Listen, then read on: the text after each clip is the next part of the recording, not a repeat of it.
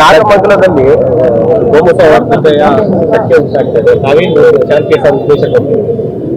Okay, ಅದು ಆಗಿರ್ತಕ್ಕಂಥದ್ದು ಈಗಾಗಲೇ ನಾಡಿಗೆಲ್ಲ ಗೊತ್ತಾಗಿದೆ. ನಾಗಮಂಗಲ ಶಾಂತಿಯಿಂದ ಈಗಾಗಲೇ ಕೂಡಿದೆ. ಯಾವಾಗಲೂ ಕೂಡ ಶಾಂತಿಯಿಂದ ಇರ್ತಕ್ಕಂತಹದ್ದಾನೆ. ಆದ್ರೆ ಇದ್ದಕ್ಕಿದ್ದಾಗ ಘಟನೆ ಆದದ್ದು ತುಂಬಾ ನೋವಿನ ಸಂಗತಿ.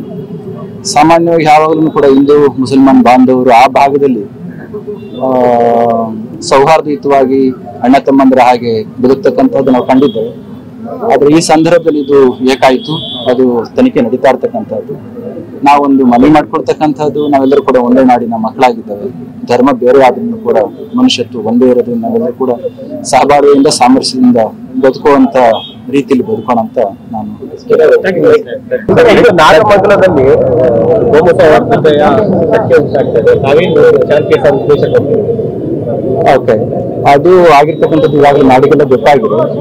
ನಾಗಮಂಗಲ ಶಾಂತಿಯಿಂದ ಈಗಾಗಲೇ ಕೂಡಿದೆ. ಯಾವಾಗಲೂ ಕೂಡ ಶಾಂತಿಯಿಂದ ಇರ್ತಕ್ಕಂತಹದ್ದಾನೆ. ಆದ್ರೆ ಇದ್ದಕ್ಕಿದ್ದಾಗ ಘಟನೆ ಆದದ್ದು ತುಂಬಾ ನೋವಿನ ಸಂಗತಿ. ಸಾಮಾನ್ಯವಾಗಿ ಯಾವಾಗಲೂ ಕೂಡ ಹಿಂದೂ ಮುಸಲ್ಮಾನ್ ಬಾಂಧವರು ಆ ಭಾಗದಲ್ಲಿ ಸೌಹಾರ್ದಯುತವಾಗಿ ಅಣ್ಣ ತಮ್ಮಂದ್ರ ಹಾಗೆ ಬದುಕ್ತಕ್ಕಂಥದ್ದು ನಾವು ಕಂಡಿದ್ದೇವೆ. ಆದ್ರೆ ಈ ಸಂದರ್ಭದಲ್ಲಿ ಇದು ಏಕಾಯಿತು. ಅದು ತನಿಖೆ ನಡೀತಾ ಇರ್ತಕ್ಕಂಥದ್ದು. ನಾವೊಂದು ಮನವಿ ಮಾಡ್ಕೊಳ್ತಕ್ಕಂಥದ್ದು, ನಾವೆಲ್ಲರೂ ಕೂಡ ಒಂದೇ ನಾಡಿನ ಮಕ್ಕಳಾಗಿದ್ದೇವೆ. ಧರ್ಮ ಬೇರೆ ಆದ್ರೂ ಕೂಡ ಮನುಷ್ಯತ್ವ ಒಂದೇ ಇರೋದ್ರಿಂದ ನಾವೆಲ್ಲರೂ ಕೂಡ ಸಹಬಾಳ್ವೆಯಿಂದ ಸಾಮರಸ್ಯದಿಂದ ಬದುಕುವಂತ ರೀತಿಯಲ್ಲಿ ಬದುಕೋಣ ಅಂತ ನಾನು